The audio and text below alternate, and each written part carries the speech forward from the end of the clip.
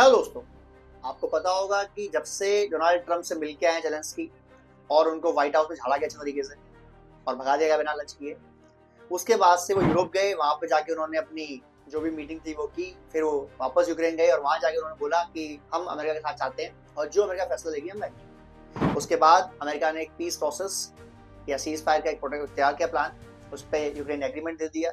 Russia को piece plan भेजा या सीज फायर प्लान भेजा, रशिया ने उस पर तत्काल कोई जवाब नहीं दिया। तो यूक्रेन ने कहा कि पुतिन चाहते हैं लड़ाई करना और वो टाल रहे हैं अमेरिका को। तो पुतिन ने उस पर कुछ कंडीशन रख दी। पुतिन चाहते हैं कि हम सीज फायर के लिए तैयार हैं, बट कुछ कंडीशन है। अगर वो कंडीशन यूक्रेन मान लेता है, अमेरिका मान लेता है, तो कोई दिक्कत नहीं है, हम सीज फायर को तैयार। अच्छी बात है। क्या है वे कंडीशन? पहली बात, जो एरिया हमने कब्जा कर रखा है जिसमें लुहांस्क, डोनेट्स्क, क्रीमिया जो पहले उनके पास है ऑलरेडी, ये सारे एरिया हमारे पास ही रहेंगे और हम इनको वापस यूक्रेन को नहीं देंगे।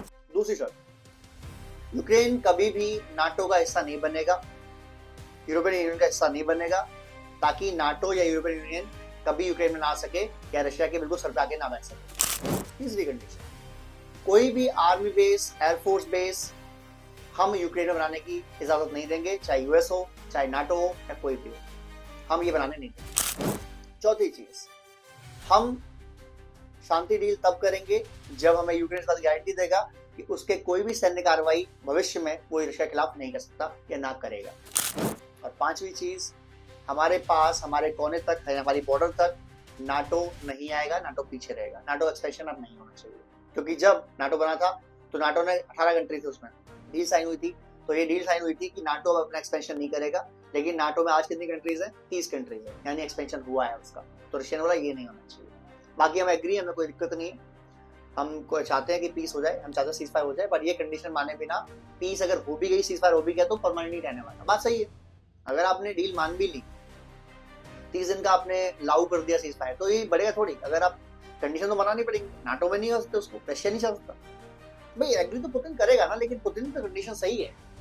पुतिन कैसा लागू कर सकता है कि आप दरवाजे पे खड़े जाओ नाटो को लेकर? इसका मतलब फ्यूचर में रशिया तो डेंजर में ही है ना।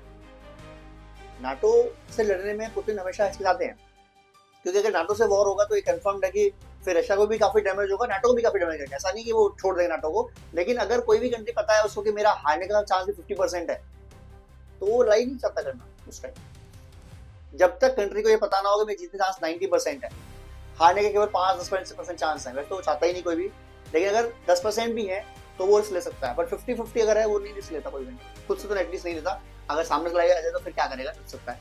जैसे अगर हिंदुस्तान और चाइना में लड़ाई जाए तो चाइना भी नहीं जीत सकता, क्योंकि हिंदुस्तान भी नहीं जीत पाएगा और दोनों देश खराब खत्म हो जाएगा। लेकिन अगर पाकिस्तान लड़ाई जाए इंडिया की, तो इंडिया मैक्स टू मैक्स 10 से 15% डैमेज होगा, लेकिन चाइना, पाकिस्तान निपट जाएगा। तो वी आर ओके कि ठीक है, आप लड़ लीजिए, आ जाइए अगर आपको बहुत शौक चल रहा है।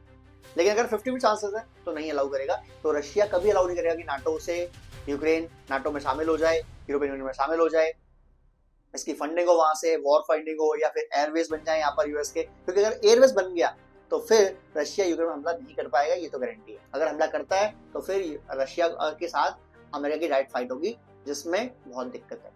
अमेरिका को भी बहुत दिक्कत है, लेकिन रशिया को भी काफी दिक्कत है।